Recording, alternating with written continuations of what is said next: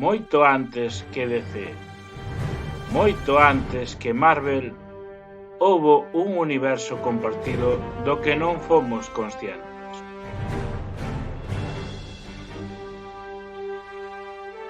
Por iso, hoxe, na corte do director, o universo compartido de pratos combinados. Esta afirmación sostense no feito de que no mundo de Miro Pereira existe o luar e veno pola televisión. O cal se fai un pouco raro cando chega o episodio especial de crossover entre Tucho Tonecho e a familia de Miro Pereira. Boas tardes ás persoas. Ademais dunha inxente cantidade de cameos de actores da galega.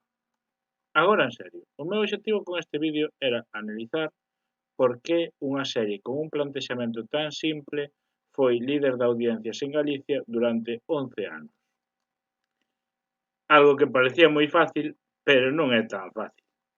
Salvo os primeiros capítulos, cando ainda non tiñan moi claro como iba a discorrer a serie, todos seguen o mesmo esquema narrativo. O cuñado preséntalle un negocio a Miro Pereira acepta, sae mal e castiga. Negocio sale mal, castigo. Negocio sale mal, castigo.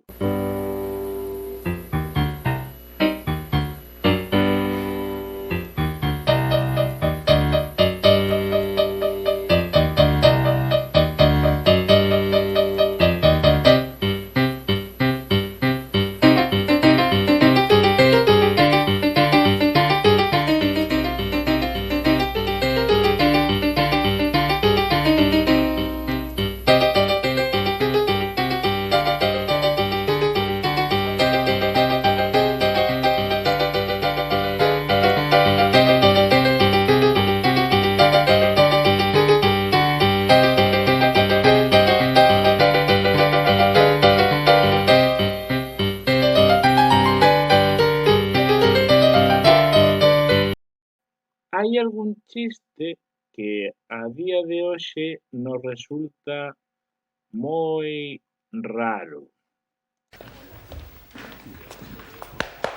É hora de marchar, Tiriano. Non está prohibido pechar tan cedo. Aquí mando eu, e pecho cando me sai dos melindres. Dame tempo a tomar outro cubata. Non, Daquela pombo un vaso de viño. nin cubata nin viño. Ala, fora. Que faz? Veña. Déixame.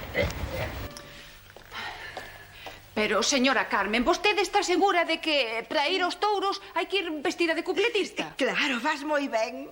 Sí, moi ben para dar o cante, supoño. Bueno, moi machista tamén. Todo o mundo sabe que as asociacións de pais son para as nais. De la casa algo cocha, piollo. Se chego a saber que teño que entrar aquí, non me ducho o mes pasado. Balbina vai pasar mañá para facer limpeza.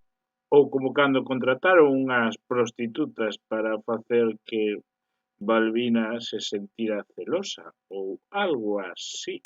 Non, en realidade imos de viaxe de estudio. Sí, imos estudiar a maneira de cear unhas nécoras e facer que pague Miro. Falade a modo. Neste barrio viven persoas decentes. Temos chistes de Miro que se repiten capítulo tras capítulo. O café. Que cara máis dura, isto cheira auga de lavar os pés. Pois serán pés do país. Aquí traballamos con produtos autrótonos. Que abogado, un café? Deixa a Pereira, xa mo prepara a Balbina. Non prefire que yo faga eu con estas manciñas? Os teus cafés, Pereira, xa me gustaría a min saber con que están feitos. Pois dígollo agora mesmo. A verdade, non me gustaría saberlo. Tamén teño unhas duras riquísimas para mollar no café. Anda, quita de aí. E chistes que non chegaremos a coñecer. Ese non o sabía eu. Pois outro día contaronme dun cura, unha monxa, un conselleiro. Un elemento común é ter a Miro Pereira cantando nalgún dos momentos do capítulo.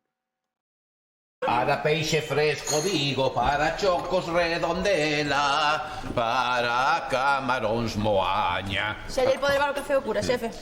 Para cafés Miro Pereira. Teño corazón contento, cheo da alegría.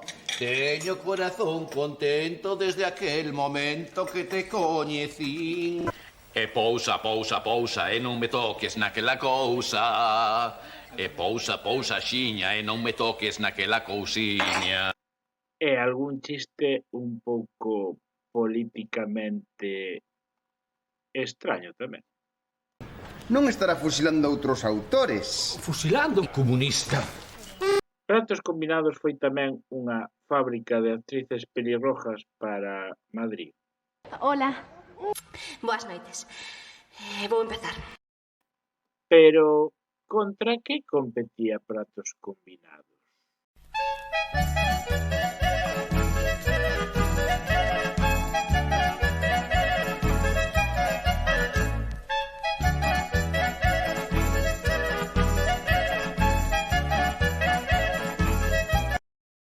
Entón, se o tomamos como a primeira sitcom galega, que é o caso, é un verdadeiro éxito. E se o comparamos co resto de sitcoms que se daban dentro do programa televisivo español, tanto a nivel produción de Estado como estranxeira, temos un resultado bastante decente.